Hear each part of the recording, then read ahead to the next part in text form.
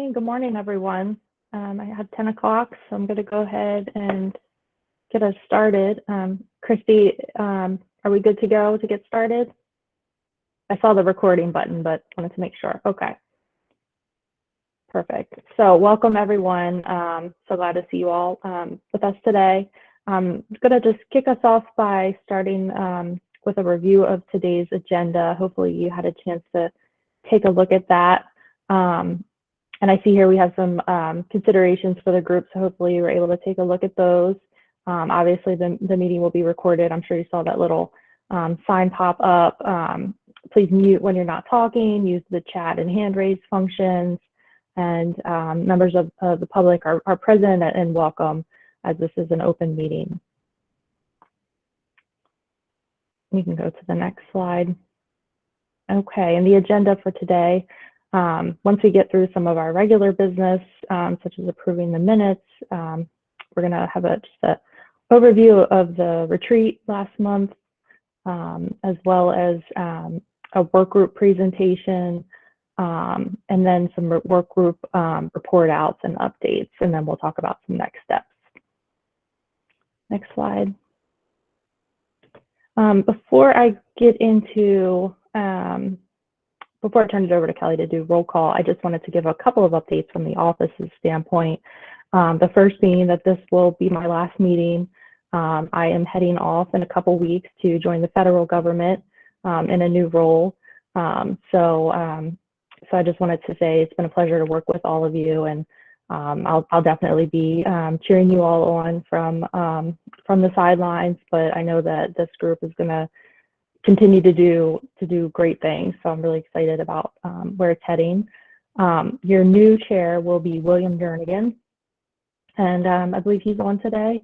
And William is our Director of Prevention Strategies, and he also serves as our statewide Racial and Ethnic Disparities Coordinator. In addition to that, he's also the National Racial and Ethnic Disparities Coordinator for the Coalition for Juvenile Justice. So he brings a wealth of knowledge and expertise. He's also a certified ACEs trainer.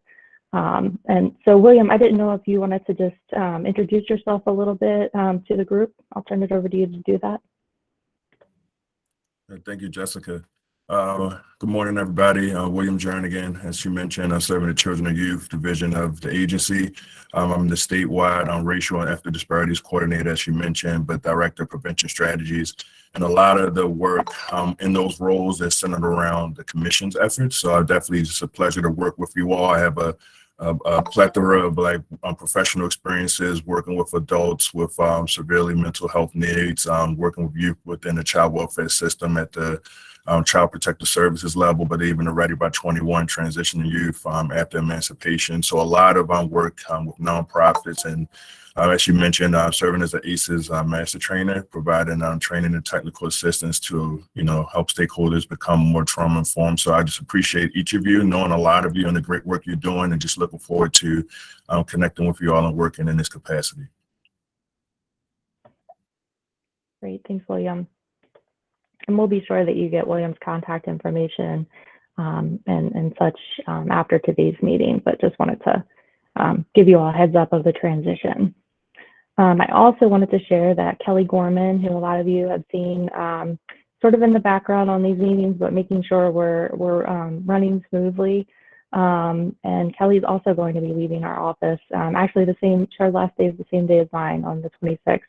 So I just wanted to thank Kelly for all of her support to the commission and the office in general. She's been a tremendous support on a lot of our different groups that we're staffing. So just wanted to let you all know about that as well. I did want to also acknowledge Aubrey Gephardt, who's on this call. And Aubrey, I'm sure a lot of you met in preparation for the retreat. And she really has been she worked tirelessly on that with Christy throughout the summer. She was with us through the governor's summer internship program, and she just completed her internship with us.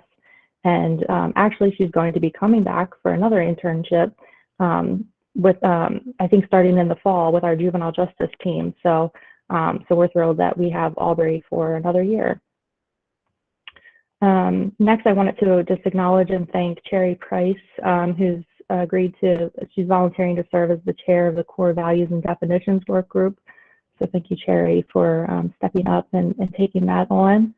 And also wanted to announce that the legislative report for the commission has been added to our website. So we can make sure that you get that link. If you don't have it already, probably just drop it in the chat to make sure that you have access to that and you can share it far and wide. So those are the updates that I have. And with that, I will turn it over to Kelly to do roll call. All right. Thank you, Jess. I just want to echo what Jess said. It's been a pleasure getting to work with this group. I've learned a lot. And so I will also be cheering you on from afar. But in terms of a roll call, I don't see anyone on the phone. So I am going by names that I see in the call itself. The only thing I ask is that if you are representing a commission member and you are new to this meeting, just message me in the chat letting me know who you are. But other than that, I have everyone.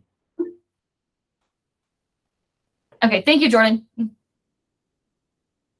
Great, thanks, Kelly. Right, we are at the approval of minutes, and we have two sets of minutes to approve. We have June and July, so we'll take one at a time, and we will do June 1st. So I just need a motion to approve.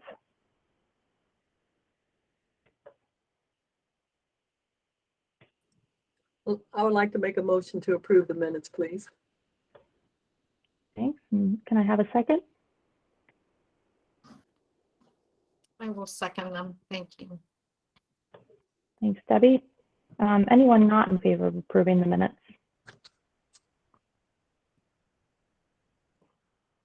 All right, seeing none, the minutes are approved. I'll move to the July minutes and the same process. If I could just have a motion to approve.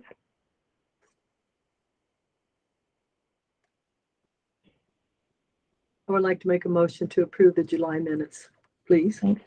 Thanks, Sylvia. I have a second. I second the motion. Thank you.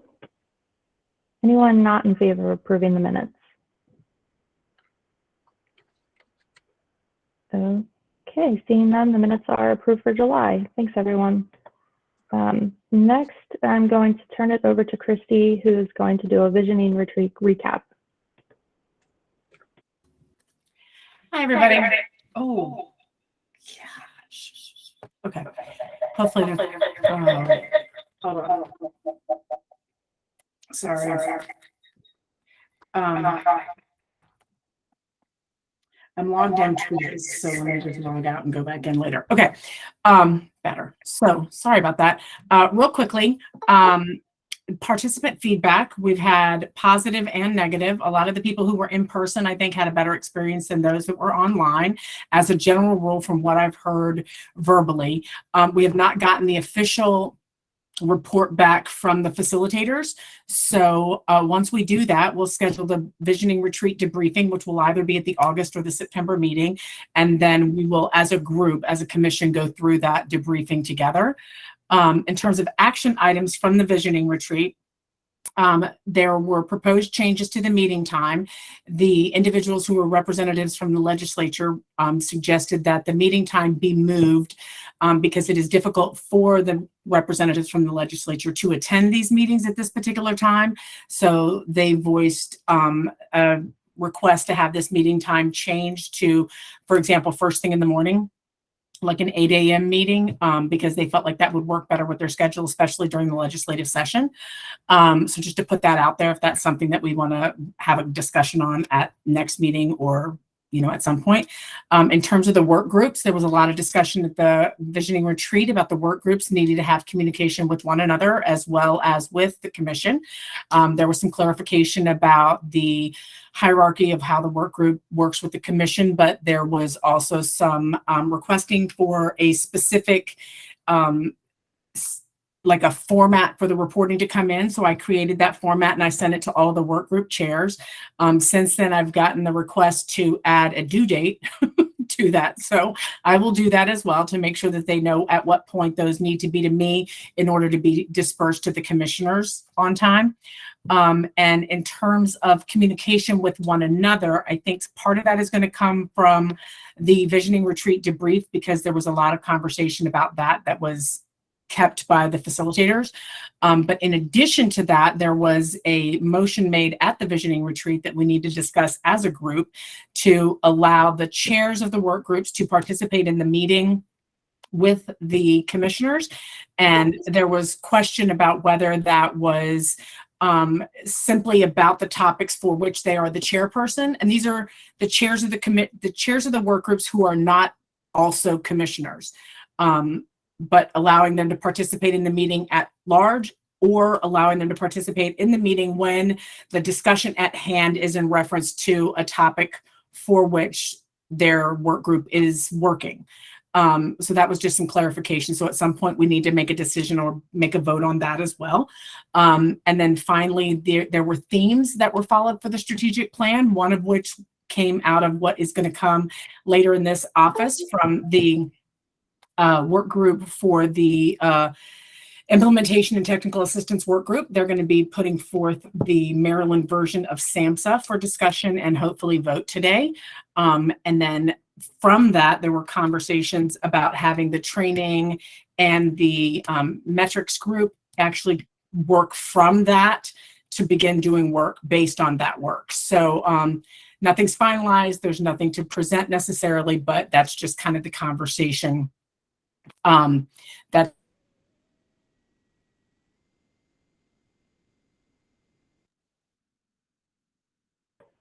been done. In response to that, Sherry, the legislators basically said that during workday, more feasible time for them.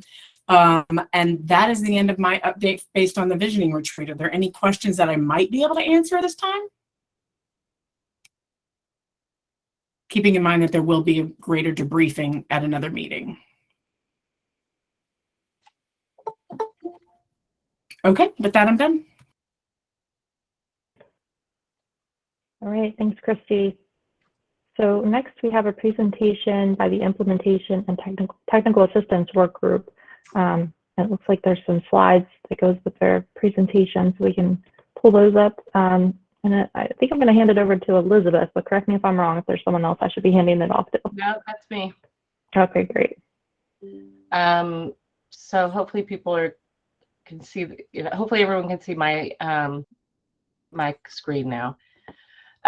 So I wanted to thank Christine. So part of what came out of the day for our work group was an understanding about actually the role that we can play in actually moving the work forward. And I think, just as we start talking about what we're going to present today from the technical assistance and organizational, work that we're doing, I think we gained a better understanding about the role that we can play in really advancing the work. And so, for our group, getting, as the commission got stuck on the language and, kind of how we want to define how Maryland is going to implement trauma-informed work and what's really important to us, I just wanted to thank Christine for kind of empowering us to be like, we can go do that. So we did that. And so what I have is, I'm going to walk through a PowerPoint presentation, but this is really an overview of the document that we really would like, our work group would really appreciate if we can get to a vote today, because this is what's really, I think, stalling our ability to make recommendations about organizational culture change and what the implementation should look like at the state level. Because we want to make sure that we're all using the same definitions. So although I'm the one speaking, I will share with you that there are a lot of people in the background who have on the commission. I want to thank all of those people in the, who have helped us with the language here. And even since we sent the presentation in, we've gotten more feedback from other commissioners. So thank you for all of that. And I think as we go through this, if you want to if the commissioners want to pull up the written document, because that's really what we're going to be asking for a vote on today. And I think there's even some wordsmithing that we want to do with that, so that everyone feels comfortable moving forward. I will also say at the end of our recommendation is a toss over, I guess, to our definition subgroup on trauma and resilience and kind of some of those more basic terms, the foundational terms that we want. But our goal was really to focus on the principles and the implementation domains. So I know we've had a lot of discussions around language and words, and that TIC doesn't, trauma-informed doesn't encapsulate everything that we really want to highlight. So we're proposing the Maryland way and using the language of trauma-informed, resilience-oriented, and equitable care and culture to really capture what the commissioners have been talking about in terms of importance. And again, like I said, this is a higher level overview for the document that you have, which hopefully we can get to a vote today in terms of guiding principles and implementation domains. So the first thing we're proposing is that we move past just the 4 R's from SAMHSA. So what you'll see is an incorporation of both SAMHSA principles, but also an advancement of the work that isn't captured in the original documentation from SAMHSA, because there's been a lot of work in the field since then, since the initial ACEs study. So what we're proposing is language that recognizes the trauma-informed components in those 4 R's of really realizing the impact of trauma and recovery paths, recognizing signs and symptoms on both the individual and the system level of trauma, responding through our policies, procedures, and practices, and then resisting re-traumatization, or another way of saying that is really creating a healing culture and a healing environment. But we also want to recognize that we can't talk about trauma without talking about resilience. We've heard this from a lot of the commissioners. And so we're proposing also this 4 I's to represent resilience, and talking about identifying programs and best practices, inoculating system culture, and being proactive through strategic planning, instilling a shared vocabulary that's really based on strength and resilience, and then improving the health of the entire system. The last one that we've heard a lot about also is the importance of equitable care. And so we've defined that in these 4 areas of equitable in terms of, we've used C's to try and stay with the R theme, but actively practicing understanding what cultural humility is, including cultural competence, really, embracing all of that piece in terms of how we interact with all the other amazing humans that we interact with. Cultural safety, practicing class standards and incorporating that into policies, procedures, and practices in meaningful and identifiable ways. And then that inclusion of community. We heard a lot from the commissioners over the past couple of sessions about the importance of, we're not talking about, and making sure we're not talking about trauma-specific interventions, but we're talking about an organizational culture and a recognition from the system, also of maybe the trauma the system has created, and then how the system steps in to really create and engage with the community and doing things with people, not for them. So we've taken the SAMHSA principles, and the last 2 have been, we've wordsmithed some of them, which we'll share with you, and then the last 2 of anti-racism and social justice we'll talk about. Even since we've sent this out, there have been some recommendations for tweaking on that language. So we want to make sure that when we vote today, that it incorporates all of the feedback that we've received and what commissioners today would like to really see in that. Class standards. Class is cultural, linguistic, someone help me, cultural, linguistic, and accessible, I think. So it's a SAMHSA standard about language, about accessibility, about engagement in a really meaningful and powerful way, and it has a whole set of standards from SAMHSA. So this is a quote from Dr. Sandra Bloom, one of the pioneers really in this field. And really what she recognizes in this quote, and as our subcommittee really wants to recognize, that we cannot do trauma-specific interventions in a culture that is not trauma-informed. And the way she says it is really, it's like throwing seeds in the desert and expecting them to grow. The culture has to come first, and we have to have a systemic culture. And we are now, talking right now, not only about the provider culture, but we're talking about the government, right, and our departments, that if they're not trauma, oh, thank you, Debbie. Debbie put the class standards into the chat box. So the first step we have to do from an implementation side is we have to create a culture that is trauma informed, and then we can do trauma specific interventions within that culture. So the first definition we have here is on safety, and we want to recognize that when we're talking about safety, we're talking about physically safe, socially, morally, culturally, and psychologically. And then we have some slides in here for you. And again, these are written out in the document. We just wanted to kind of give you a higher level overview here, and answer any questions that we can. But understanding that we have to practice cultural safety. And if we look at the work of Sandra Bloom, she's actually added this in, pulling from other pioneers as well in the field. Physical safety recognizes that safety from physical harm. Some of the feedback we also got is also recognizing this means in institutions that we're not restraining, secluding, all of those kinds of things in here as well. And as we look at all of this from a organizational culture and community perspective, what harm have we already done? And how do we need to be part of the repair of that? Not just moving forward, but recognizing that, with all of us as humans, we have bias.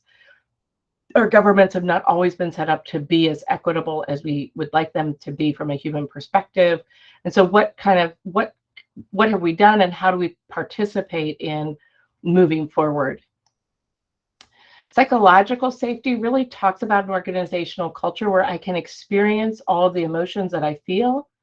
And that's not talking about acting out inappropriately, but it's talking about being able to experience anger or frustration or happy or sad, and that the culture really allows for all of those emotions to be felt and expressed in a healthy way.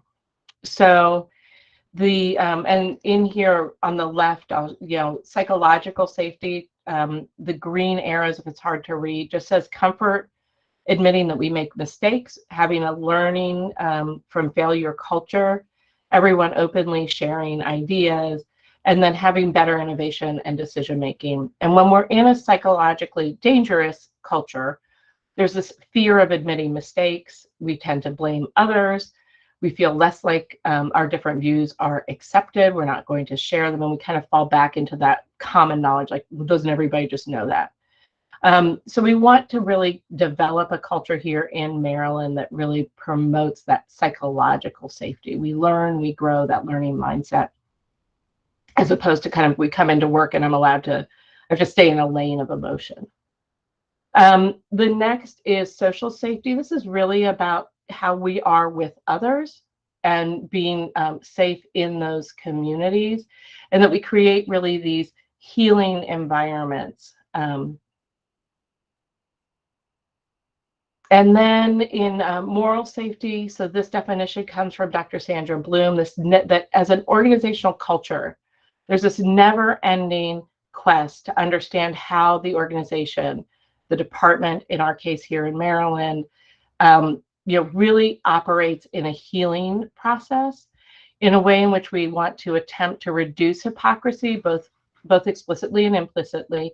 But we want to recognize that it's a morally safe environment actually openly struggles with issues of honesty and integrity. I had the pleasure of speaking with Dr. Bloom a couple months ago, and I asked her, how would you know if as a CEO I created an organizational culture that was morally safe?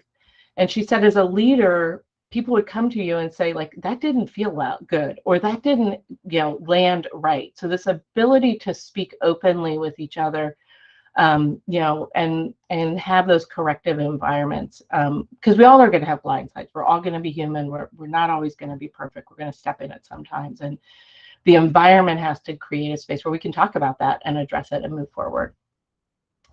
So we then also provided here a little more deeper definition, recognizing that this really reflects an environment that actively defines and redefines a moral universe of integrity, responsibility, honesty, tolerance, compassion, peace, nonviolence, justice, and an abiding concern for human rights. That being morally safe means having a system of values that are consistent, that guide our behaviors, and that are founded in a deep respect for each other and all living things. And this is from Sandra Bloom, and she goes on to say that in this morally safe environment, there's no other, there's no enemy that we can scapegoat or have aggression towards or violence, and that it really is incumbent upon all of us to do that process and be part of that. The next principle is trustworthiness and transparency. This really talks about organizational operations and decision-making, that they're conducted in a transparent way that really builds trust, recognizing that without trust, we have nothing, that all of us are really, whether we have a policy, procedure, or practice, at the end of the day, it's about our human interactions with each other. And at the base of all relationships, we have to have trust, or we're not going to be able to advance anything. Now, this one we've wordsmithed, as people can see. So this is the principle from SAMHSA of peer support and mutual self-help. But what we really heard was from the commissioners was the priority for us was the inclusion of the voice of lived experience. And so we're providing here a definition and really the importance of that phrase at the beginning of trauma-informed work, that's nothing about us without us. And so how do we really incorporate that actively into our work with others, so that we're doing things with people, not for people, and making sure that this is really maintained and advanced. And one way to do that is through the principle of peer support and mutual self-help as some of those mechanisms of inclusion of the voice of lived experience. Not the only one, but one of many. And recognizing that as a direct line service provider or staff member, the people who are your lived experience are the people who experience your services. But for leadership, that's your staff, right? So we want to make sure that if leadership is making a decision, that staff are incorporated in that decision. If staff are making a decision, the people who receive their services are incorporated into that decision-making process. And again, just back to the importance of vehicles in which we can really embody that principle. The next one is collaboration and mutuality. And so this is really about that partnering, and power, leveling the power differences. So that if we were, say you were in one of the departments here at the state, and we come into a committee meeting, you shouldn't be able to know who holds outside of the room different positions. In the committee meeting, there should be open, honest dialogue with everyone, excuse me, with everyone involved. And so the importance of leveling that power differential and doing things again with people, not for them, recognizing at the end of a meeting, someone might have to make a decision and outside of the room carry that decision forward. But in the room and in the discussion, that there's a real power sharing of that power and the decision-making process.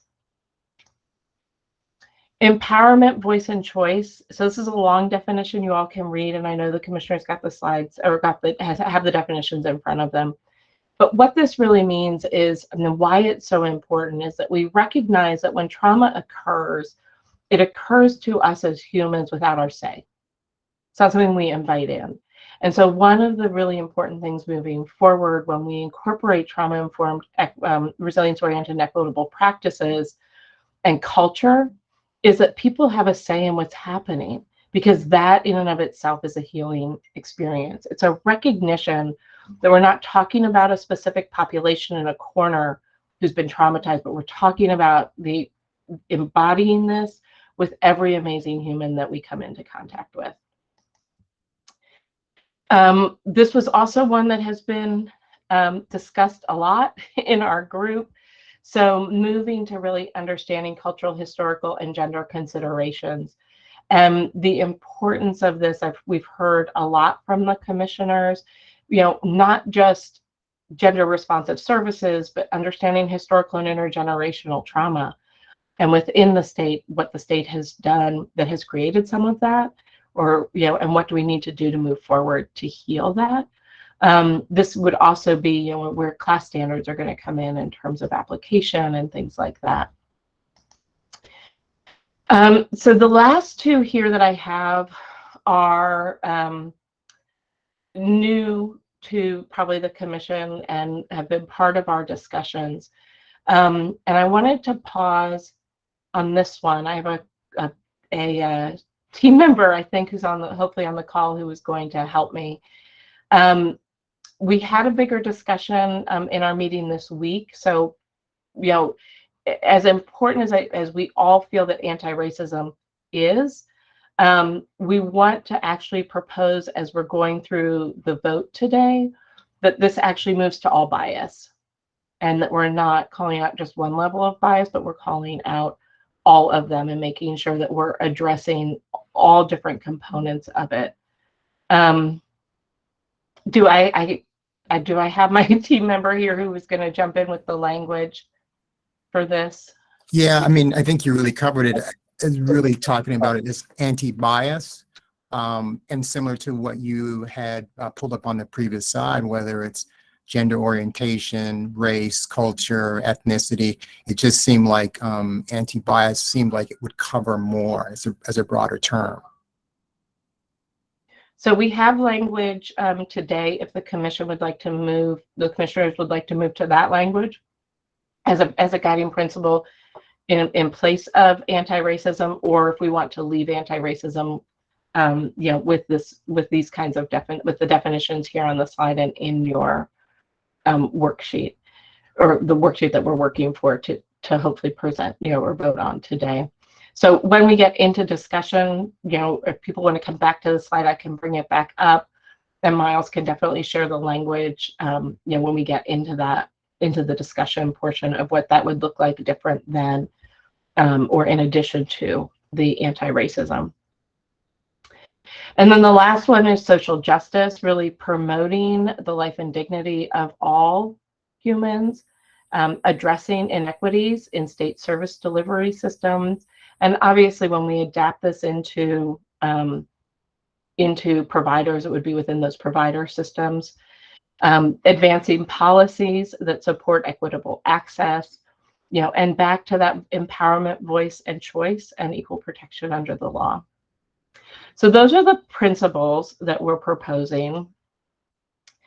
In addition to that, we had a lot of discussion around the term ACEs and what that means, and the importance of the work. And as a commission, part of our job is also to look at the ACEs Aware project. And so we thought that it was really important, when we were looking at the guiding principles, that we recognize the importance of the seminal research, but also to call out advancing that work. And that understanding, as important as the initial 10 ACEs are, it is the beginning of the story, not the end of the story. And so what we are proposing is that when we start to incorporate the work of ACEs and our evaluation of the ACEs Aware program, and how we want to really bring it into the state here in Maryland, that we also go past or beyond those first 10 ACEs and look at items related to discrimination and poverty, racism, other violence, intergenerational cultural trauma that we've mentioned before, separation, adjustments, and other major life changes, bereavement and survivorship, and adult responsibilities as children. And as you can see, this work is evolving. And so as commissioners, we want to really also reserve the right to actually increase our knowledge and advance the work as we continue to grow. So we have here the original 10 ACEs, and then this is the ones that we're proposing in Maryland that we add to that discussion and the work.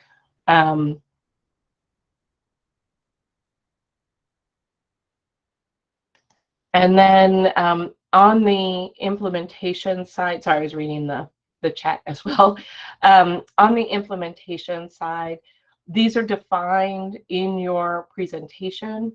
So this is kind of where the rubber hits the road. And as the Organizational Implementation NTA subcommittee, this is where our work really starts to pick up of how we will start to recommend and propose that the states start to implement on a practical way those the principles that we've just talked about. The highlighting is really just to see the different ones. There's no there's no better or worse one. It just was a lot of black ink on the screen, and they started to blur for me. So that's our presentation, and that's really where we'd like to have a discussion with the commissioners to really look at the document that we shared and really start to get to a place, hopefully, where today, if not today, by next meeting, we can vote on and advance an agreement about the principles that we want to incorporate here in Maryland, and then also the implementation domains so that we can start working. So that's a presentation that I have. Ulysses? Yeah. Oh, are we open for discussion yet? Yeah, that's what I've got. So Okay. Someone was mentioning in the chat to look at the 10 ACEs, but I also, as I was looking at that, we wanted to say that this is not a diagnostic tool. This is just a history, a review of your history. Or we need to say something in that frame, I think, so that folks don't take this as they're broken. And I've had that experience. So I just wanted to add that as part of the discussion. yeah, I would agree. It's we can't talk about that. That gives you a piece of someone's story. It doesn't tell you the whole. If we don't talk about all of the different things that can really affect someone, but also the positive, as Dr. Bethel talks a lot about, right? The importance of those positive childhood experiences. Training nationally, I definitely say never. We don't want to use those 10 questions as a diagnostic tool. It's a research tool and a research study, and it's biased, as most research is. The more we focus on one specific area, unfortunately, we close out a lot of other people in the community. So I don't think we can say enough about how important it is and how much it really started a conversation. But we definitely heard from the commissioners, we don't want it to be. We want Maryland to be at the front of everything and take everything that we've learned to advance it. Sylvia? Yeah, I tried to follow along very carefully, and normally what happens is my assistant will print out all the information for me, but I don't have the presentation from today printed out, so I would not feel comfortable voting on something that I really haven't had an opportunity to look at and study more closely. Did you get so the PowerPoint was to go along in the handouts for today. There is the written document, and I don't know, Christine, if you want to share your screen so the commissioners can see what that is. But this was a high-level overview of the written document that was actually sent out. So Sylvia, you should have this one. And Sherry? This is the edited version. Okay. Sylvia, do you have this document?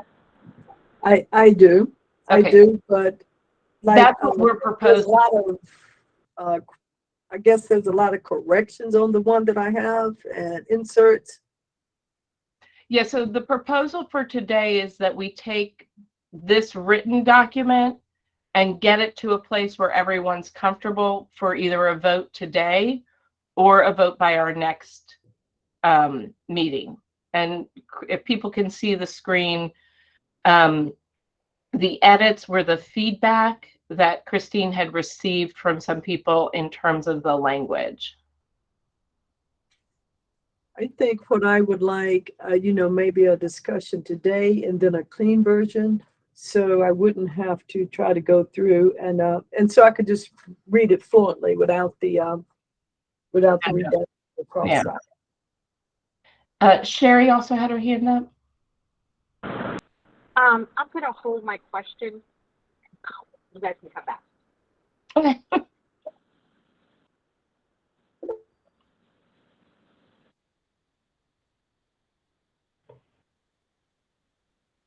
Okay, so just to summarize what I'm hearing is it sounds like we are going to hold off on a motion today, let everyone digest this information, send out a updated written version of this document that's on the screen with the track changes accepted so that it's one Well, I think we full need document.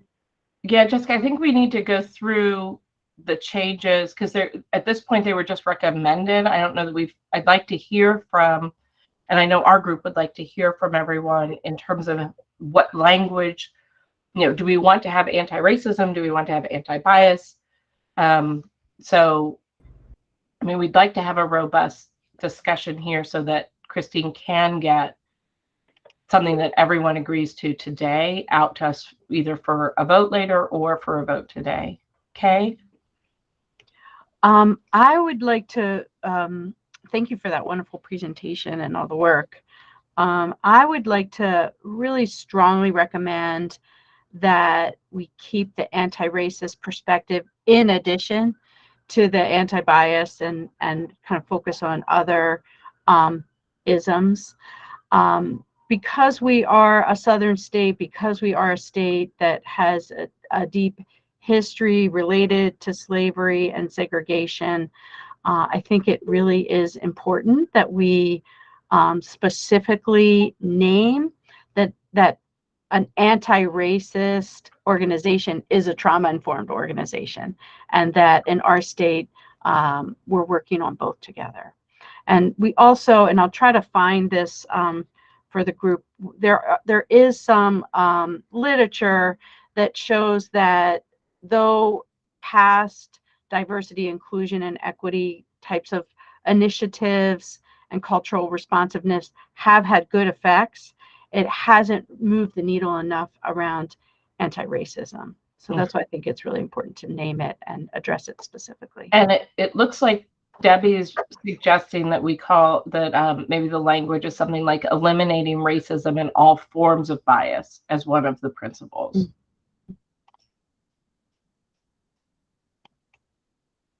Delisa?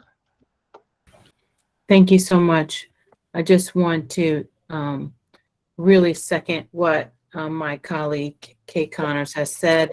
I fully agree that I think that the anti-racism is exceptionally important for us to keep. I'm not opposed to, along with Kay, saying anti-bias but I think anti-racism is important to say it like that. I'm kind of okay with the elimination of racism, but I feel like I don't know if it's in the scope of what we have at our disposal to eliminate racism, but we can be anti-racist in the way that we move forward. And I think that it's important to keep it separate and included. I think all bias is important. So I just want to really thank Kay for that great synopsis, and I agree. So, Christine, I don't know if you can scroll down to that section of this document. And is everyone comfortable if we do anti-racism and anti-bias as the principle? Or do you think they need to be two separate principles? Sherry? Yes, the section that talks about adverse childhood experiences, I was wondering if there could be some language in there. I heard someone mention earlier about positive childhood experiences, and I don't know if people have heard of the Hope Network in Massachusetts, healthy outcomes from positive experiences, but I'm wondering for organizations that work with children, like early learning organizations, preschool, schools, child development centers, if there could be some language about studies that have been done that providing positive childhood experiences in those settings specifically mitigate the effects of adverse childhood experiences. I was just wondering about that. Okay, so let's, why don't we first finish the racism, anti-bias discussion, and then let's move to the ACEs discussion. That's fine. I just wanted to just bring that up. Yeah, no, I appreciate it. I think part of our desire for our work commission, for our subcommittee, and I've heard this from some of the other subcommittees as well, is that we want to make sure that we end up with something that is actionable and that we can all agree to. So I just want to make sure that we get all the feedback into each section, so that we do feel like it's inclusive and work that we can start to advance. So I'm seeing in the chat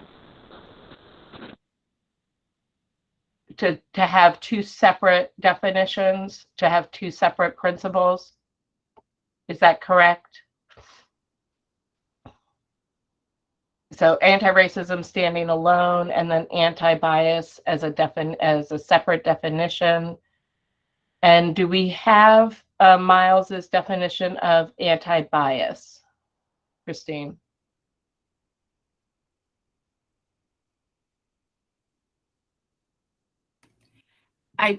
This is the document.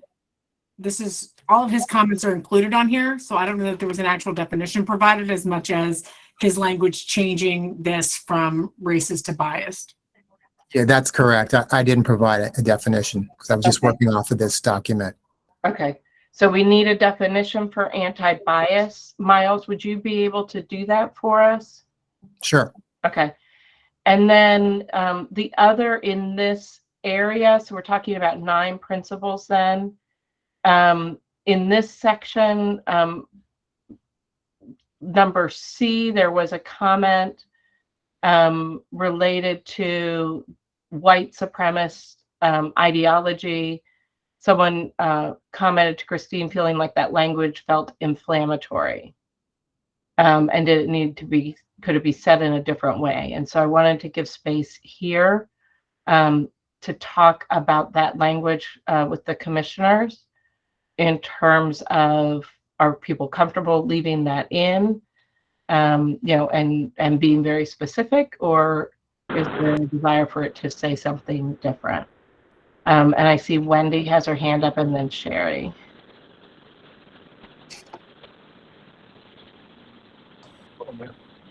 Hi there. So, yeah, I don't have a problem with crossing out white supremacist ideology because it may detract from our ultimate goal. But I agree with everything that has been written in the chat and expressed, that we really need to call out racism and include that in the document. Okay. Thank you. Sherry? I don't have a problem with it, especially, I don't have a problem with it, but I do think we need to be sensitive to people's feelings. I wonder if we could use maybe the word privilege because, or something like that, because um, white supremacy comes from people thinking they're privileged. And there are all different types of privileges also. So I wonder if we could do that. But then I know some people want to just use that, use white supremacy to face it head on. So I'm just trying to give an alternate view because being trauma informed means being sensitive to what could be triggering to people. So I'm just putting that out there. And thank you, Sherry. And I see in the chat, Margot saying that she feels like it's our responsibility to be trailblazers and not shy away from hard things. Sylvia? You know, I think that we have to be sensitive to everyone's thoughts and ideas. I think we live in a society now where it's just not white supremacist ideology, but a lot of ideology that we are looking at. So I would be more comfortable not saying white supremacist ideology, though it is one of a number of different things that we should be looking at in terms of racism. Thank you. Debbie? So I agree with Sylvia. My initial reaction was the same as Margot's to say, you know, hell no, just keep it in there, you know, but I think it will, you know, if I or somebody else is reading that, I might say, well, I'm not a white supremacist, you know, so this doesn't apply to me. You know, I don't want it to be able to be dismissed because of the strong language as opposed to, well, yes, I do have white privilege. You know, you see what I'm saying? So I would agree with changing the language To something like white privilege, racial hierarchies. I'm not good at wordsmithing, but I do think something that's not quite as not just inflammatory, but speaks to one specific or a more, you know, one specific aspect of racism and not the broader issues. There's a suggestion in the chat that was sent to me privately. Christine, there was a suggestion?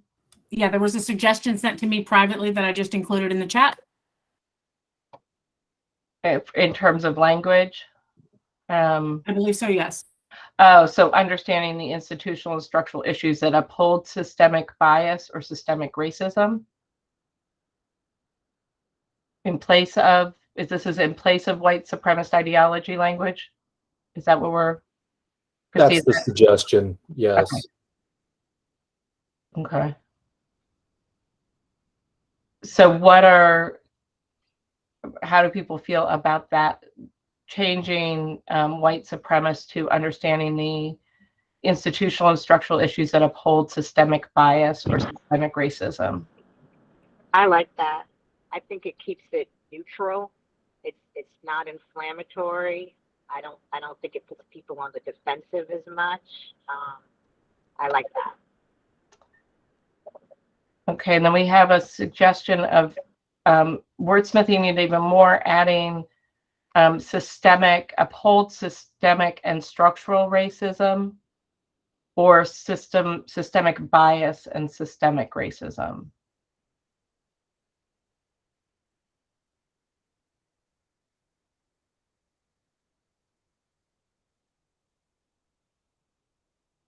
So is there a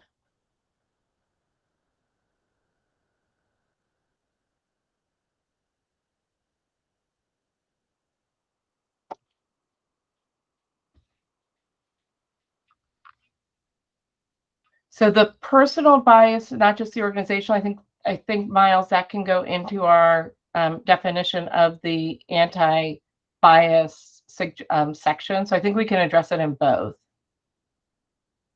You know, both on the personal and the organizational level.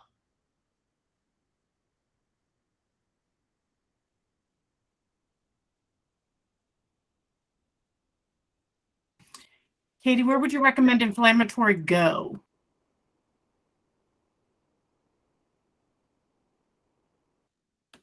Or do you just mean for it to go somewhere?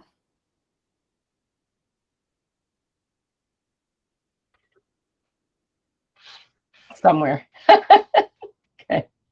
And this is the difficulty. I mean, I think as commissioners, we need to, yeah, and I appreciate Sylvia wanting, you know, time to review it. I can tell you, as one of the chairs for the implementation group, we want to get working too. And so, you know, how do we as commissioners come together and really lean in to get these definitions in a place we're all comfortable with, but also, I mean, we could spend 10 months on language. So it's important that we get it as close to right as possible, and to be generous with ourselves that we're all doing the best we can to advance the work too. So for understanding the institutional, number C, understanding the institutional and structural issues that uphold white supremacist ideology, if I understand correctly, we have a recommendation that it be changed to understanding the institutional and structural issues that uphold systemic racism, because we're talking about anti-bias in another section. Is everyone comfortable with that?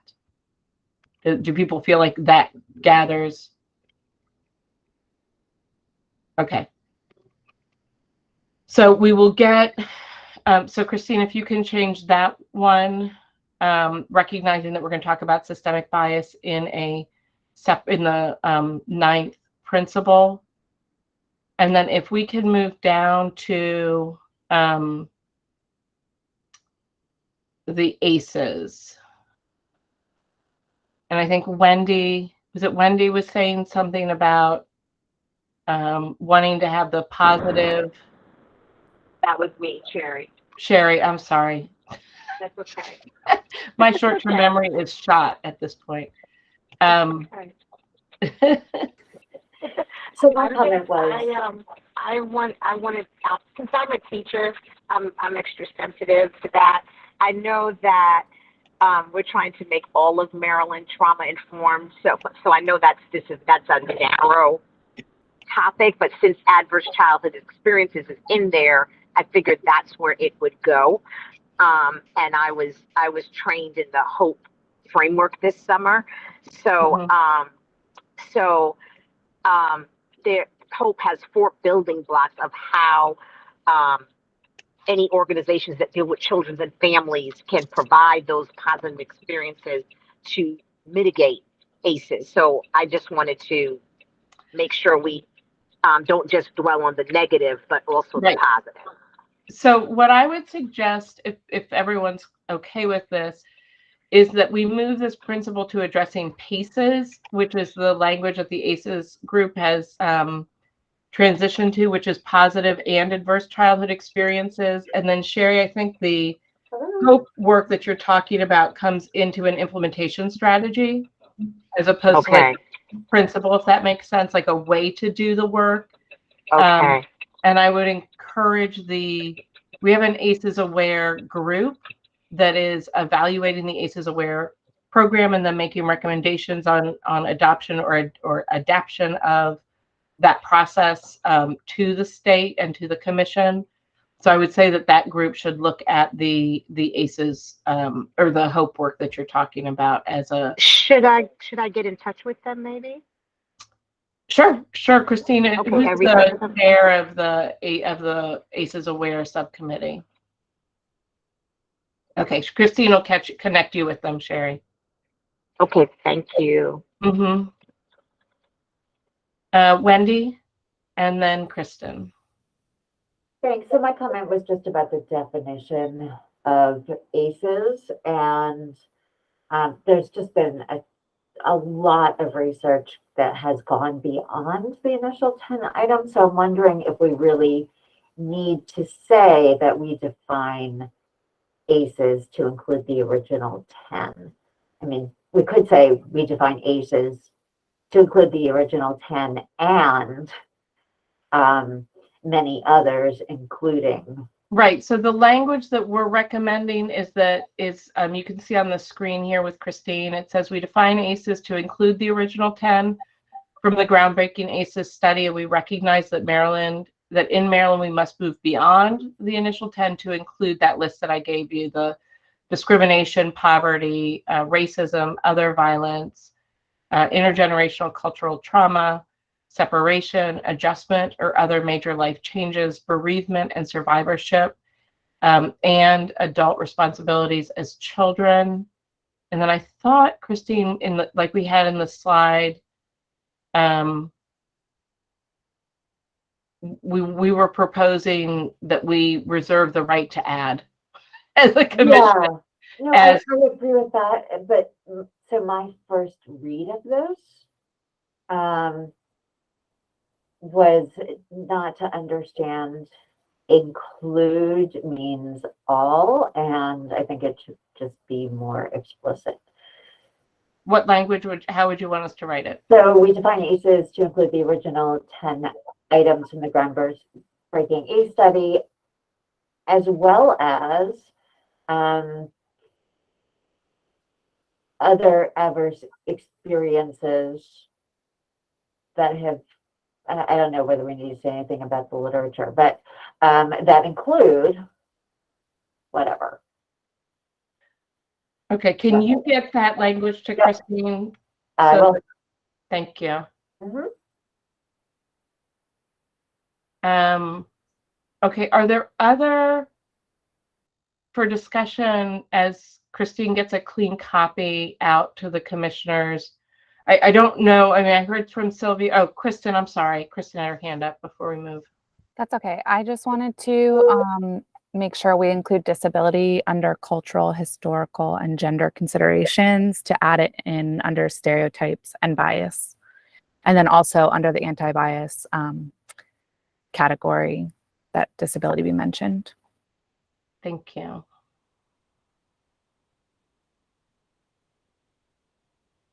Are there any other comments or language changes to this document that we will be voting on?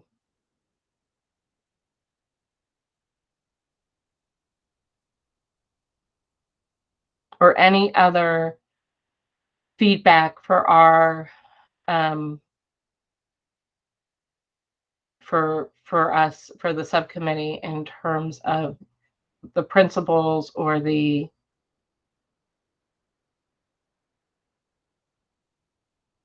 document?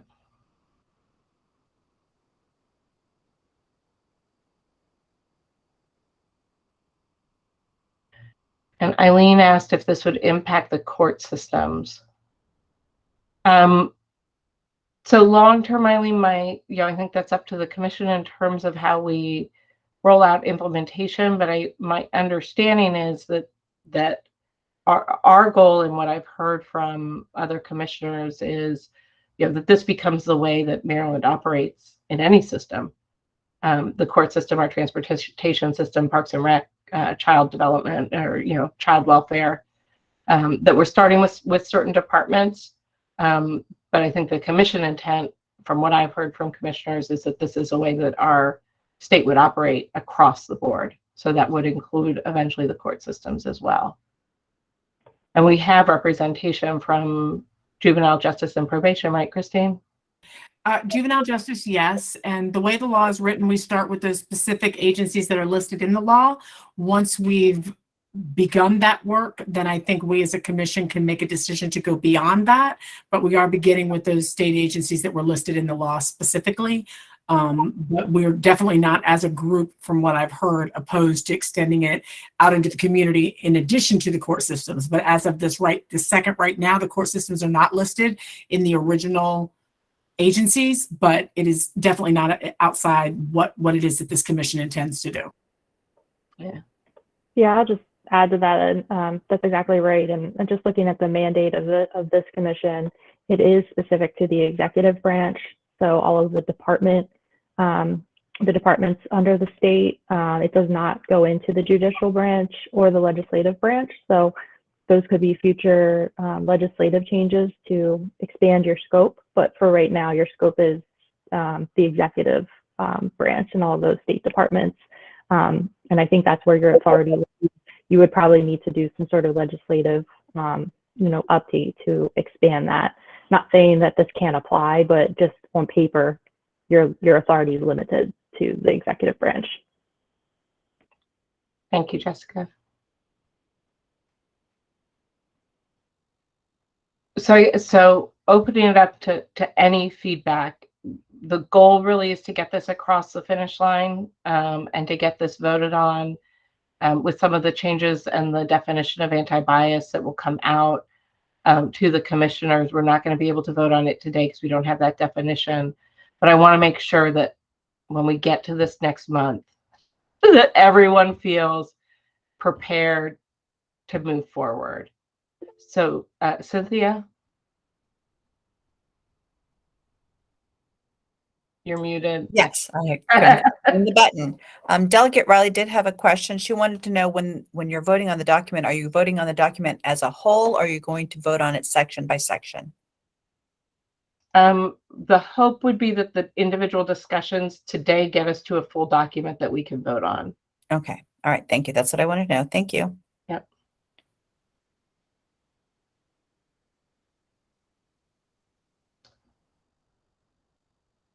So there's a question, Jessica or Christy, I don't know if you can answer this, from Kay. Can you please explain how the Department of Public Safety and Correctional Services fit in? Do you mean in terms of how these principles apply to that particular agency, or in terms of where they fall under the mandate of this commission?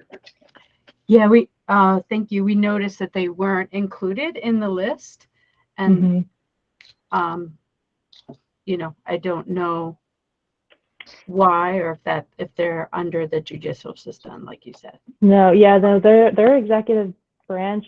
We weren't involved at all in any of the drafting of this, so there were a number of agencies listed that, for instance, the Department of Public Works. There's no Department of Public Works in Maryland. There's no agency called that. Maybe they meant Department of General Services, which sort of handle like janitorial services for the state buildings.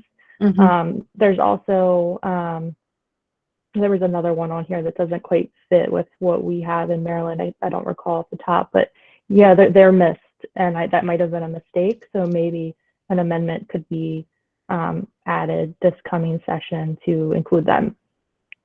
Yeah, I think it would be great at least to include that in the report, just so that if it's just a oversight or error, they could be included going forward.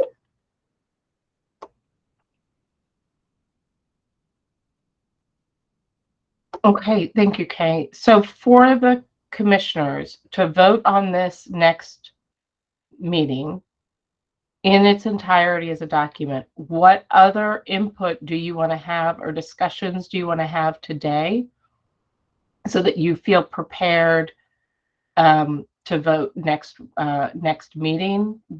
We want to make sure that we get everybody's feedback and incorporate this in a way that meets the needs for everyone.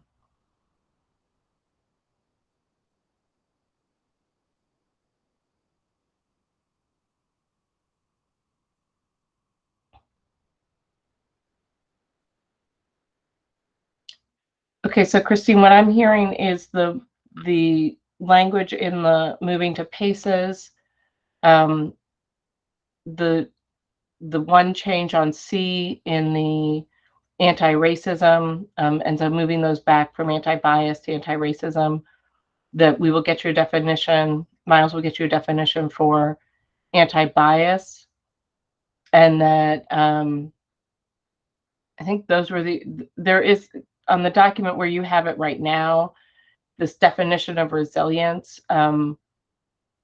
Again, as the organizational implementation group, we are punting certain definitions aren't in this document on trauma and resilience to our definitions subcommittee. So hopefully they can come bring those, to the commission as well, so that we can be working on similar definitions.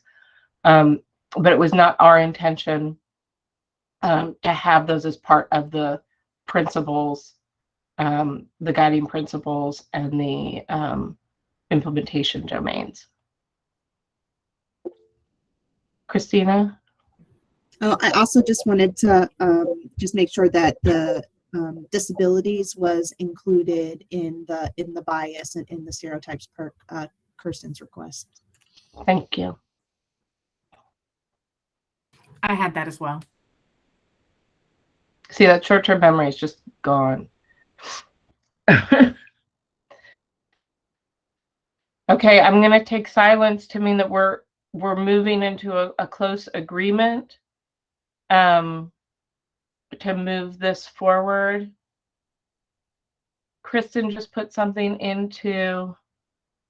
She just replaced the same language that she had before, so I have it from earlier. Okay.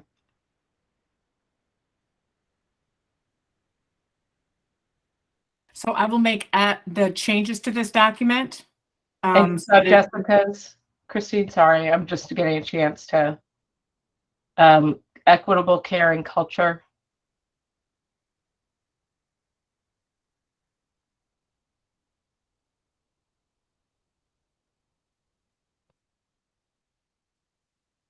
Jessica, where are you referencing that?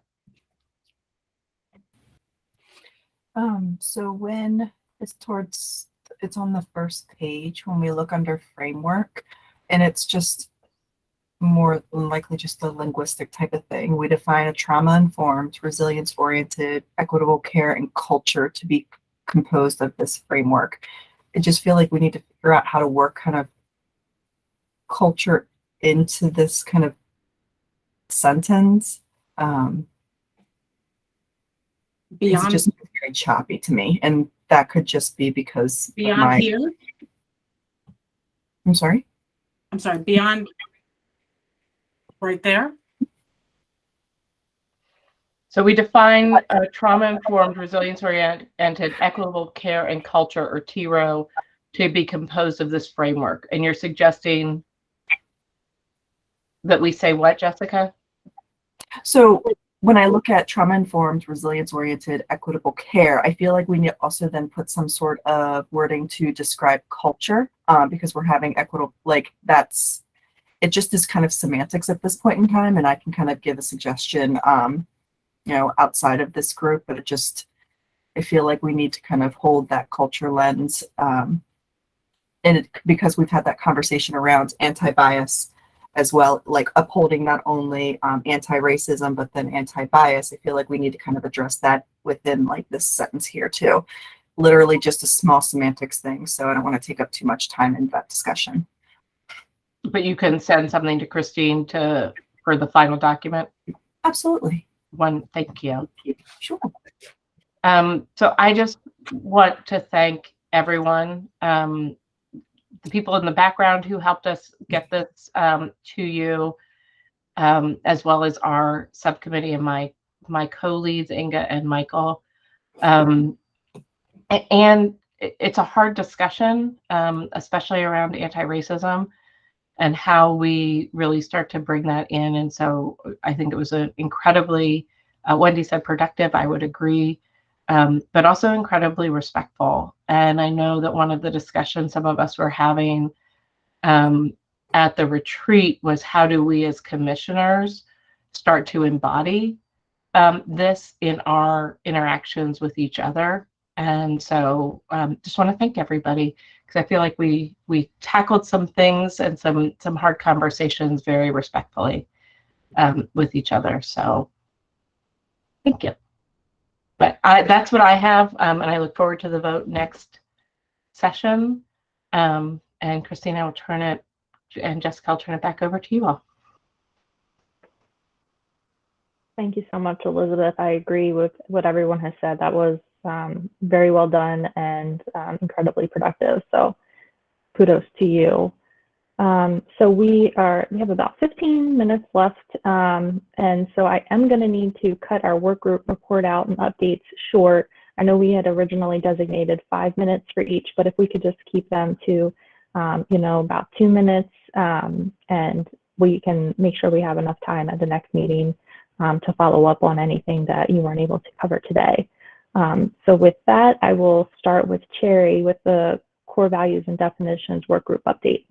Real quickly, I can also send out, I have reports from, I think, 3 of the groups. So if the other groups want to get something to me by Monday, then I can send out to the commissioners the written reports from all of the groups so that all of the information that you were originally going to share will be provided to both the work group chairs and the commissioners. Great, thanks, Christy. Cherry, if you're ready, you can go ahead. I just took over about a month ago. I don't have any updates right now because it was very hard to coordinate a meeting because of people on summer vacation. And then when I tried to coordinate it about 2 weeks ago, my computer crashed. So I'm going to try to coordinate one for the first week of September. Hopefully everybody will be back and I'll have some information for you all when we meet on the next Thursday, I think, of September. Great, thanks so much, Sherry, and thanks again for taking that on. Next, the metrics and assessment work group with Kay and Margot. Thank you. We have been very fortunate to have several meetings. We meet right before this meeting, so we were able to do some crosswork at the retreat, at the summit, and this morning as well. And so we have been collecting metrics and assessments that have been found to be reliable and valid, but also within the public domain so that they're free and accessible. And so many of the components or principles, they don't match exactly, but they're very close to what was presented today. So that was we were happy to hear about that. And we have a Google database that Margot is kindly going to be organizing so that when the various groups want to look at, do we know about any anti-racist assessments that can be used at an organizational level, they could go there and be able to review them.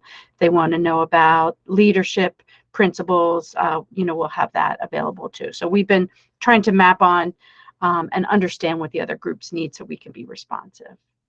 Margot, is there anything else you want to add? Yeah, the only thing I would add is Christine, I did send you the template and I included the link to the Google Drive, so that is shareable. And we're just right now, it's just like a lot of things dumped in. So I'm going to go in and organize it, but anybody can access it.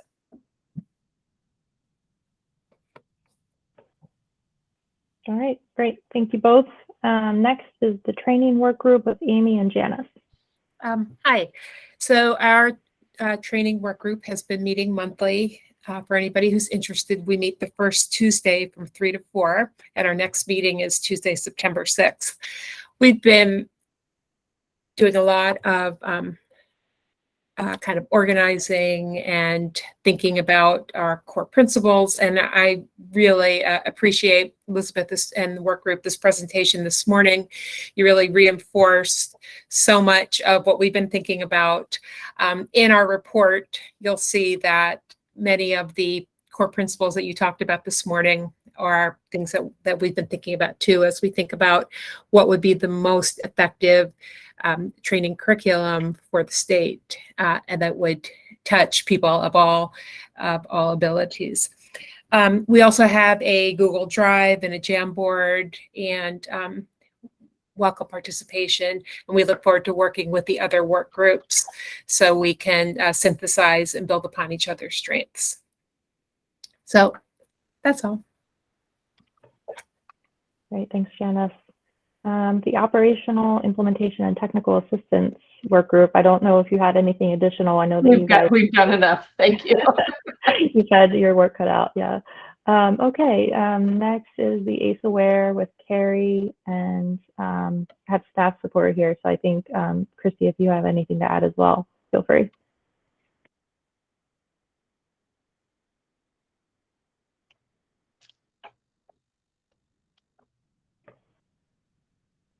Okay, so I thought she was here to give an update, but it doesn't look like she is. So at our last meeting, what we did was we went through the ACEs Aware program.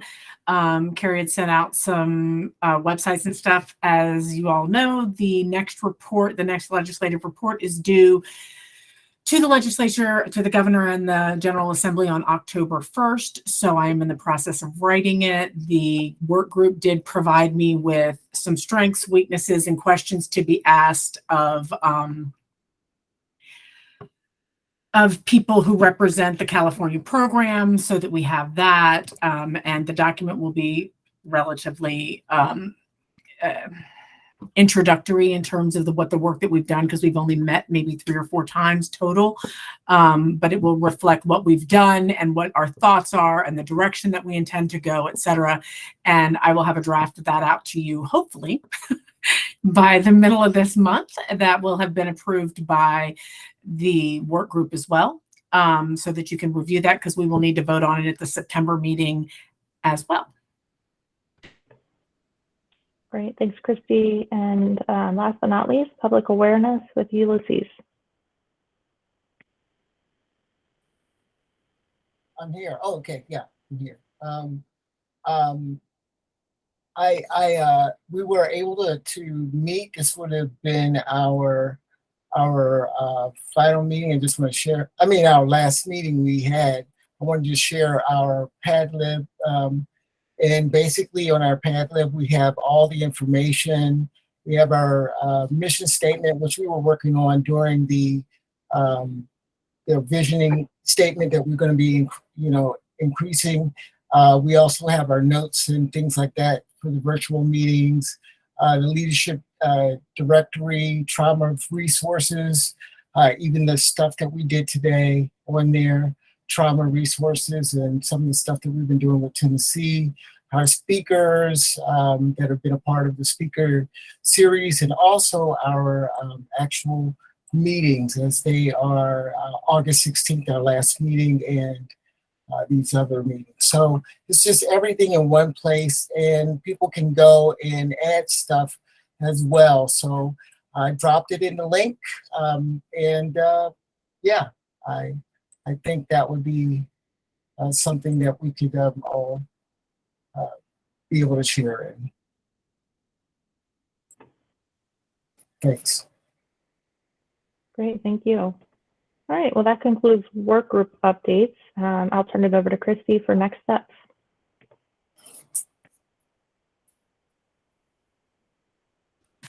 Sorry for a second, I forgot this was supposed to be me. I apologize. Again, our next meeting is September 15th. The ACEs Aware work group, as I said, will be sent out before the September meeting for review. Work group should continue to meet. I will adapt the work group report to include a date that those reports need to be to me in order to be sent out to the commissioners by the date of the meeting, which is actually on there. And that's it. I will have this document back to you as soon as I get all the comments from those commissioners that are to send me suggestions. And that is it. Once the document has been voted on, it can be sent to the general public. All right, any questions for Christy before we sign off? Or anybody for that matter? All right, not seeing or hearing any. Still up? I'm sorry, say that one more time. Is Sherry's hand still up? Is she have a question? I think that was from before, but Sherry, did you have another question, or is it just an old hand raised?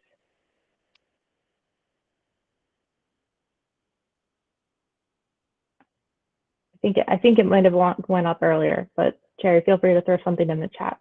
I just wanted to close us out, say farewell to all of you. Hopefully our paths will cross somewhere down the line. I'm staying in the general, arena at OJJDP. So hopefully I will see you all around. And like I said, I'll be cheering you on at the federal level. And I have the utmost confidence that William is going to do a wonderful job as chair. And I know you're all going to love working with him. So with that, I'm going to go ahead and close this out a few minutes early, and hope you all have a good rest of your day. Take care.